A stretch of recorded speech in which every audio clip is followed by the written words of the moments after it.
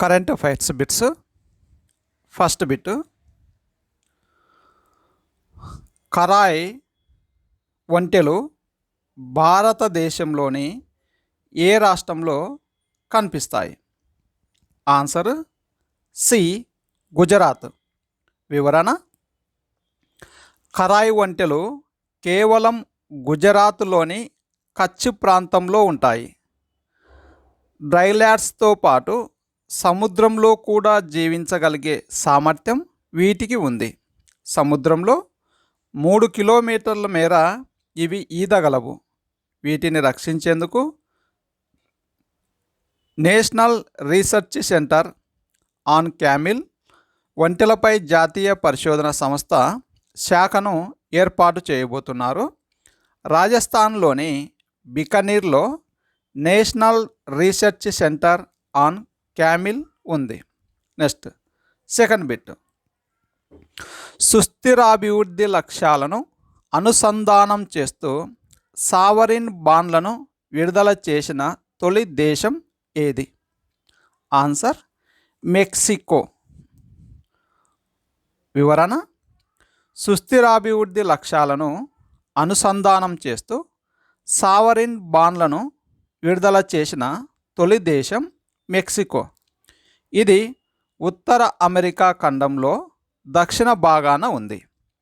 7 ఏళ్ల వ్యవధి గల ఈ బాండ్లు 1.3 నుండి 1.6% మేర కొనుగోలుదారుడికి వడ్డీని ఇస్తాయి. ఈ పద్ధతి ద్వారా మెక్సికో 750 మిలియన్ యూరోలను సమీకరించనుంది. నెక్స్ట్ థర్డ్ బిట్, ఇటీవల కాలంలో భారత్ క్రింద పేర్కొన్న ఏ ఒప్పందంలో పరిశీలక హోదాలో చేరింది? Answer Djibouti code of conduct. Djibouti code of conduct.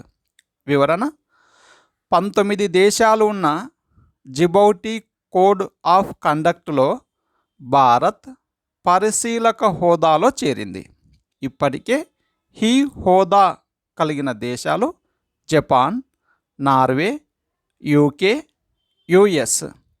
నౌకాయాన అంశాల్లో భద్రత, సముద్రంలో సుస్థిరాభివృద్ధి సాధించేందుకు ఉద్దేశించిన ఈ ఒప్పందం. నెక్స్ట్, హిల్సా చేప ఏ దేశంలో కనిపిస్తుంది? హిల్సా చేప ఏ దేశంలో కనిపిస్తుంది? హిల్సా చేప ఏ దేశంలో కనిపిస్తుంది? ఇది క్వశ్చన్. ఆన్సర్ బంగ్లాదేశ్. వివరణ: హిల్సా రకపు చేప కేవలం 11 దేశాల్లోనే ఉంది. అతి ఎక్కువగా ఈ రకపు చేపలు బంగ్లాదేశ్లో ఉంటాయి. ఇది ఆ దేశపు జాతీయ చేప. పశ్చిమ బెంగాల్, త్రిపుర రాష్ట్రాల చిహ్నం కూడా ఇదే. భారత్కు ఈ చేపల ఎగుమతిని 2012లో బంగ్లాదేశ్ నిషేధించింది. తాజాగా ఈ నిషేధాన్ని ఎత్తివేసింది. Next bit, commission on status of women దేనిలో భాగంగా పనిచేస్తుంది? Commission on status of women దేనిలో భాగంగా పనిచేస్తుంది? ఆన్సర్ సాంఘిక ఆర్థిక మండలి. వివరణ: సాంఘిక ఆర్థిక మండలిలో commission on status of women భాగంగా ఉంటుంది. 2021-25 గాను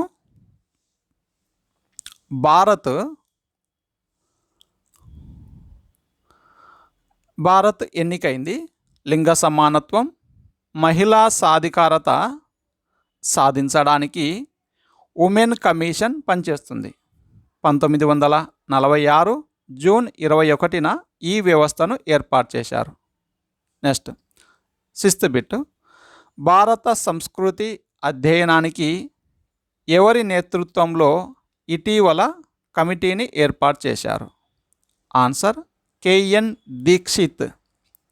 వివరణ: భారత సంస్కృతి, ఆవిర్భావం, వైవిధ్యం తదితర అంశాలను 16 మంది సభ్యులతో కూడిన ఒక కమిటీ అధ్యయనం చేయనుంది. Indian archaeological society chairman Dikshit దీనికి నేతృత్వం వహిస్తారు. 12,000 సంవత్సరాల నుండి సంస్కృతిలో వచ్చిన పరిణామ క్రమాన్ని ఇది అధ్యయనం చేస్తుంది. నెక్స్ట్, ప్రతిపాదన ఏ. ఉల్లి ఎగుమతులను నిషేధిస్తూ కేంద్రం నిర్ణయం తీసుకుంది. బి. కారణం: 6. ప్రపంచంలో ఉల్లి ఎగుమతుల్లో భారత్ అగ్రస్థానంలో ఉంది. First option. ఏ, ఆర్లు రెండు సరైనవే. ఏను ఆర్ సరిగ్గా వివరిస్తుంది. బి. ఏ, ఆర్లు రెండు సరైనవే. ఏకు ఆర్ సరికాదు. సి. ఏ సరైనది, ఆర్ సరికాదు. డి. ఏ తప్పు, ఆర్ సరైనది. వివరణ: ఉల్లి ఎగుమతులను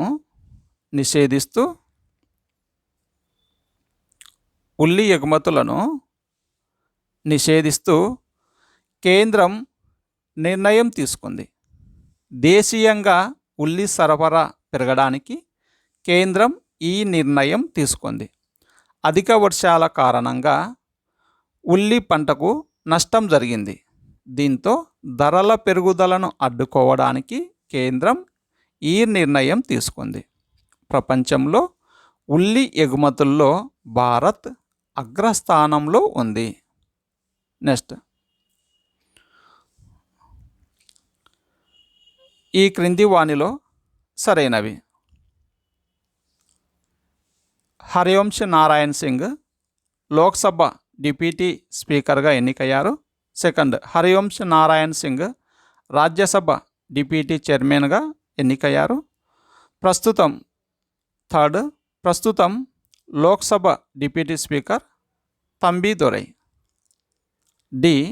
సెకండ్, హరివంశ్ నారాయణ్ సింగ్ రాజ్యసభ డిప్యూటీ చైర్మన్గా ఎన్నికయ్యారు. వివరణ: జనతాదళ్ యునైటెడ్ పార్టీకి చెందిన హరివంశ్ నారాయణ్ సింగ్ రాజ్యసభ డిప్యూటీ చైర్మన్గా రెండవసారి ఎన్నికయ్యారు. ప్రతిపక్షాల తరపున పోటీ చేసిన మనోజ్ గు ఓడిపోయారు. అయితే ప్రస్తుతం ఉన్న 17వ లోక్సభలో డిప్యూటీ స్పీకర్ లేరు. ఎవరిని ఎన్నుకోలేదు. డిప్యూటీ స్పీకర్ లేకుండా సుదీర్ఘకాలం కొనసాగిన లోక్సభ ఇదే. నెక్స్ట్, తెలంగాణలో ఎన్ని చదరపు గజాల ప్లాట్ సైజులకు అనుమతి అవసరం ఉండదు? ఆన్సర్: 75 చదరపు గజాలు. వివరణ: తెలంగాణ రాష్ట్ర శాసనసభ ఇటీవల తెలంగాణ బీపాస్ను ఆమోదించింది. దీని ప్రకారం 75 చదరపు గజాల విస్తీర్ణం, 7 మీటర్ల కంటే తక్కువ ఎత్తు ఉండే నివాసాలకు ఎలాంటి అనుమతి అవసరం ఉండదు. కేవలం ఆన్లైన్లో రిజిస్టర్ చేసుకోవాలి.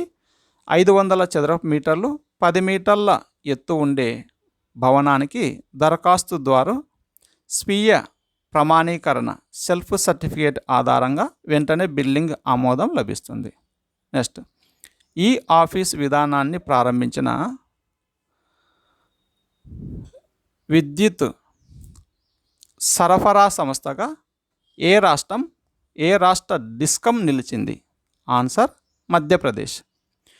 ఈ ఆఫీస్ విధానాన్ని మధ్య క్షేత్ర విద్యుత్ వితరణ కంపెనీ ప్రారంభించింది. ఇది భోపాల్లో ఉంది. కార్పొరేట్ ఆఫీసు నుంచి స్థానిక సర్కిల్ కార్యాలయం వరకు ఇదే విధానం కొనసాగుతుంది. దేశంలో ఈ ఘనత సాధించిన తొలి కేంద్ర డిస్కమ్ ఇదే. Next, 11th bit. యోషిహిదే సుగా ఏ దేశపు ప్రధానమంత్రిగా నియామకం అయ్యారు? Answer Japan. వివరణ: జపాన్ కొత్త ప్రధాని యోషిహిదే సుగా. గతంలో ఆయన ఆ దేశ క్యాబినెట్ ముఖ్య కార్యదర్శిగా పనిచేశారు. ఇప్పటి వరకు ప్రధానిగా ఉన్న షింజో అబే అనారోగ్య కారణాలతో రాజీనామా చేయడంతో ఆ దేశ పార్లమెంటు సుగాను ఎన్నుకుంది. Next 12th bit. ఏ రోజున ఓజోన్ పరిరక్షణ దినోత్సవం నిర్వహిస్తారు? Answer September 16. ఓజోన్ పరిరక్షణ దినం సెప్టెంబర్ 16. ఏటా సెప్టెంబర్ 16న ఓజోన్ పరిరక్షణ దినోత్సవంగా నిర్వహిస్తారు. ఓజోన్ పొర పరిరక్షణ అవసరాన్ని తెలియజెప్పడంతో పాటు అందరికీ అవగాహన కల్పిస్తారు. ఓజోన్ పరిరక్షణకు ఉద్దేశించిన మాంట్రియాల్ ప్రోటోకాల్ సంతకం చేసిన రోజునే ఈ దినోత్సవాన్ని నిర్వహిస్తున్నారు. ఈ ఏడాది జీవనానికి ఓజోన్ 35 సంవత్సరాల ఓజోన్ పొర పరిరక్షణ అనే ఇతివృత్తంతో నిర్వహించారు. Thank you for watching.